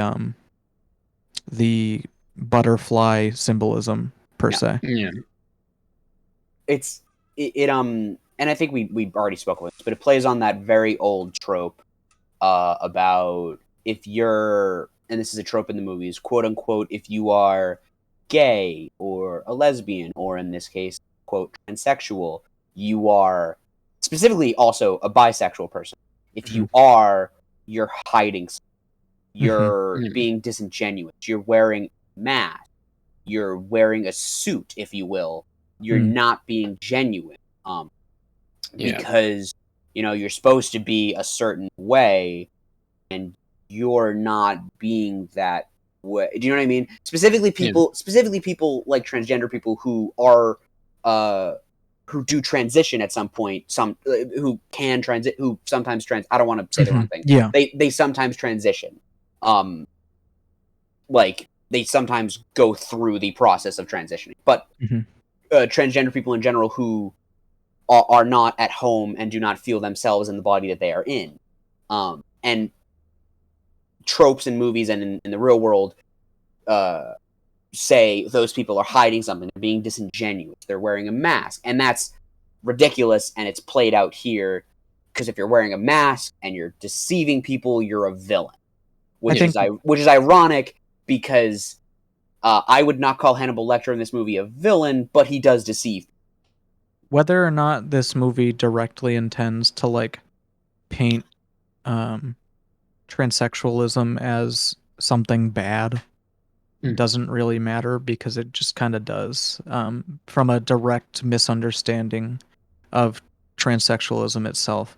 And honestly, like in 1991, like I think that pieces of history are obviously owed their, respect of the time, you know what I mean? Like I'm not expecting this movie in 1991 to be as progressive as we are today, but I think it is definitely something that we have to be aware of because it is a damaging perspective on transsexualism. Absolutely. Yeah.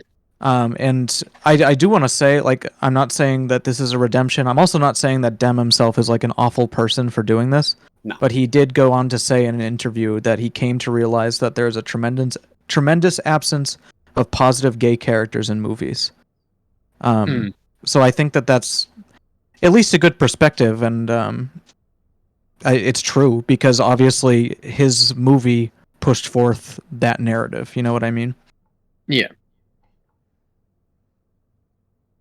True. It's like Joe said, it is the one thing in this movie that legitimately drags it down. It's not. It's something that I don't think get over is the right way to put it because you shouldn't get over it. It's the one thing in this movie that you need to be like, okay, he's Buffalo Bill's in this movie, and his shit's kind of fucked. Are you going to let that take away from the movie? And if your answer to that is yes, you're perfectly within your rights to do that. I don't blame you. It's just it's something that it's in the movie, and you gotta not come to terms with it. You have to acknowledge that it's there. Yeah. Definitely. What's that one movie from? Birth of a Nation. It's not Birth of a Nation. Okay, Birth of a Nation. It has historic. No. I was just gonna say I want to draw a comparison. Jason was reading his 5 stars You're on drawing that. There's a Birth of a Nation, Jason. No, I want to draw. Give me a chance here. I know what he's going to say because there's a difference. I want to say, they both are bad in a historical context. Birth of a Nation has almost no redeeming qualities. Mhm. This Well, I mean- movie, I think, stems from a awful misunderstanding that didn't age well. I want to mention that Birth of a Nation was actually like a super influential film, just in Mm. terms of like filmmaking. Mhm. It's horrible. Don't watch it. It's like one of the most racist films ever made. Mhm. And it literally inspired the resurgence of the KKK. Mm-hmm. So don't watch it. Joe, That's yeah, Joe. yeah. You I'm need saying to, it's you need to it's wait what you're saying. historically important. It is. Historically important in terms of filmmaking and also in terms of like societally. Birth of a Nation was not made in a time where not being racist was like progressive. You know what I mean? It should have been expected that this movie shouldn't have been racist. 1915. I mean, 1950. being racist was pretty normal. But Yeah. I just think that like I was it not controversial at the time? No, Birth of a the Nation- president played it in the White Okay. House. House. Yeah. I got played in the White House. Never mind. Okay, to be fair, also like Woodrow Wilson was pretty fucking racist. Well, yeah, Woodrow Wilson is like one of our worst presidents Every and a massive president- piece of shit. Every president is racist.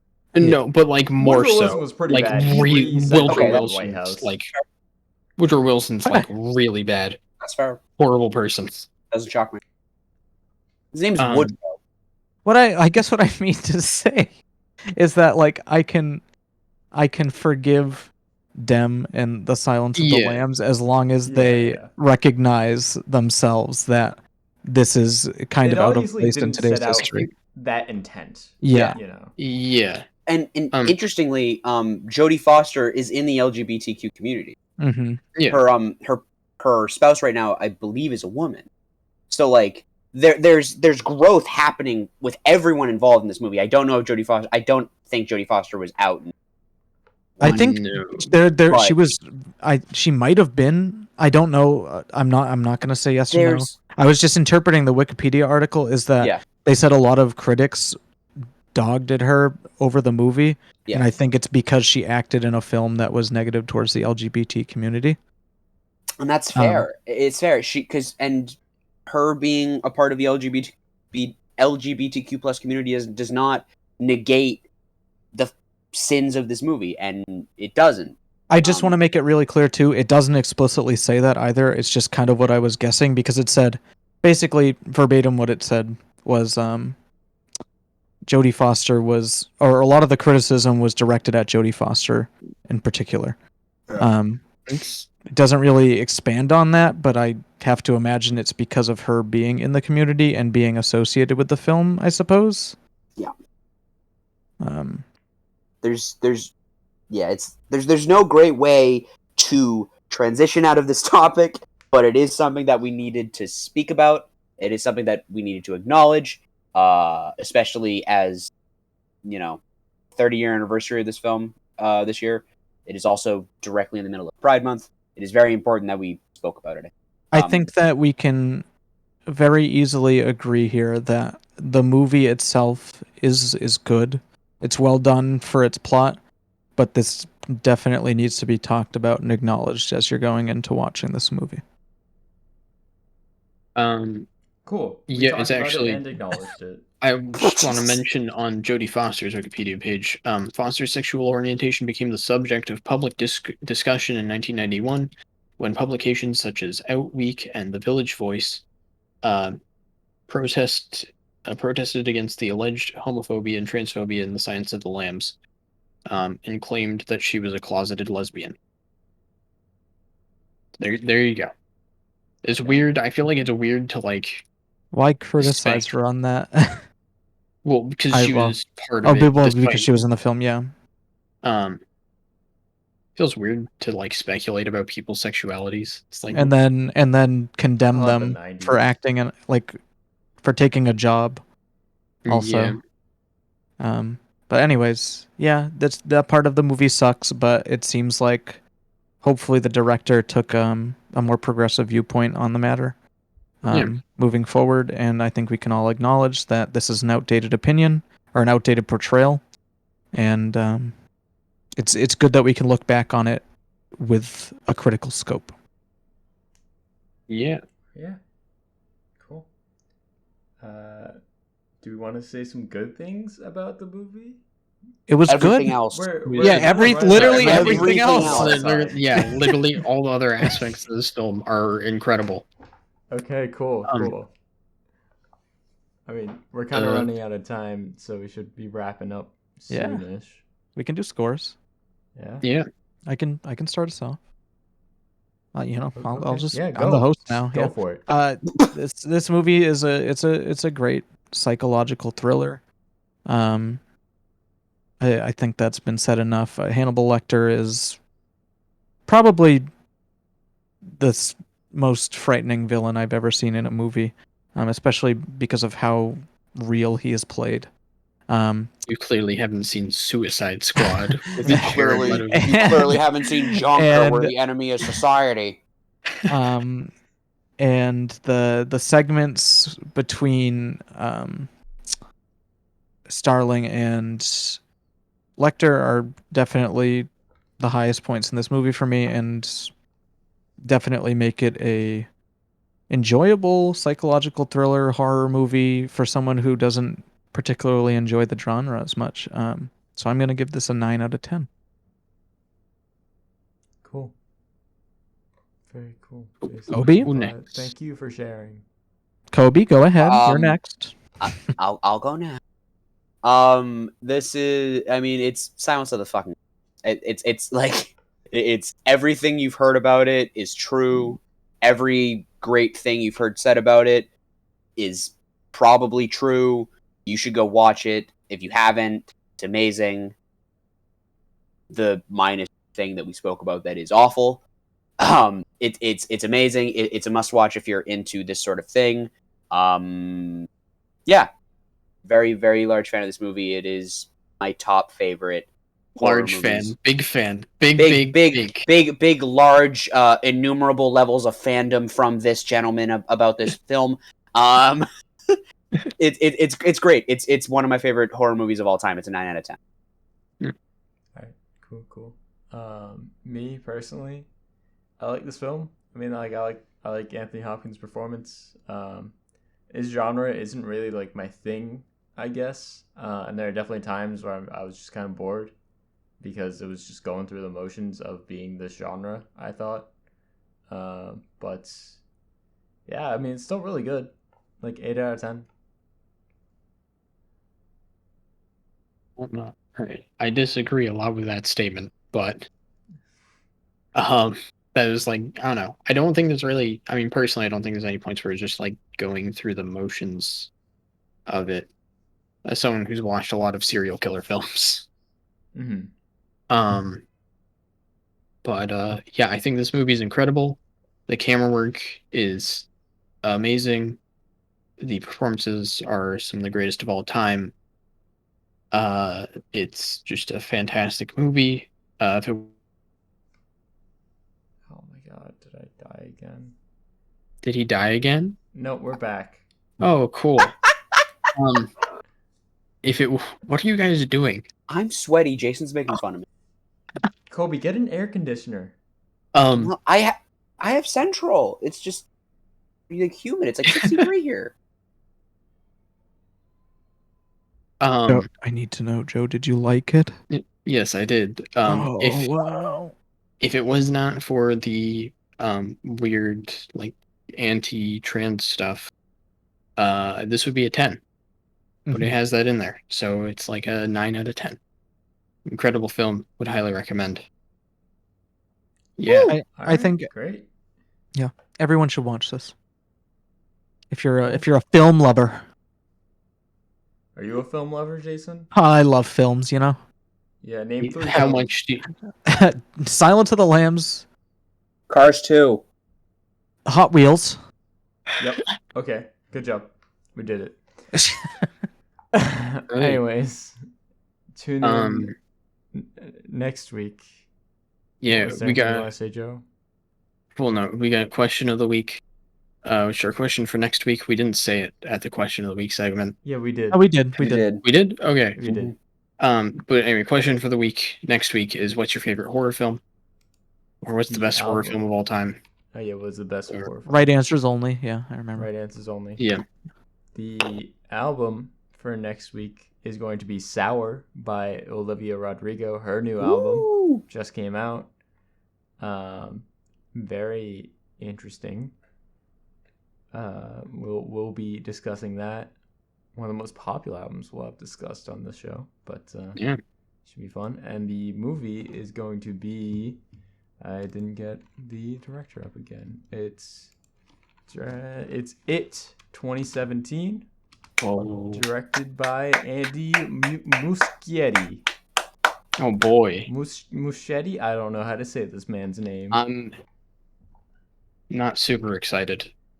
I love that movie. I like that movie a lot. I know you're not look- asking, but I like it. I hate jump scares in movies. Did I scare you? I don't know. Does it have like a huge amount of like jump scares or startling? I moments? hate them too, and I don't remember a lot of them. Okay, that's yeah, good. I didn't think I thought 2017 was a smarter movie than that generally. Yeah. I It's, don't mind jump scares if they're done well, but like just if it's, I hate being startled. Like that's what gets me, is like the anticipation of being startled, and just like, This- or with loud noise, and I The- hate that. First movie, in my memory, isn't as much like that. The second one does that a little. In my Okay, memory. Yeah, Alright. I know lots of people don't really like It Chapter 2 as much. It's a piece of shit. It's fun. Okay. It's fun to watch with friends. It's a train wreck. It's a hot mess. Good to Alright. know. well, Won't be talking about that on the pod. yeah. Yeah. So, Anything else y'all want to say before we end it? Thanks for having me. It's always a pleasure having you. Happy Pride Month. Happy Yep. Pride. Yeah. I don't. Trans rights. Yeah, man. Trans Absolutely. Bop Yeah. Stop says trans rights. Bop Stop We says do. trans Let's rights. go.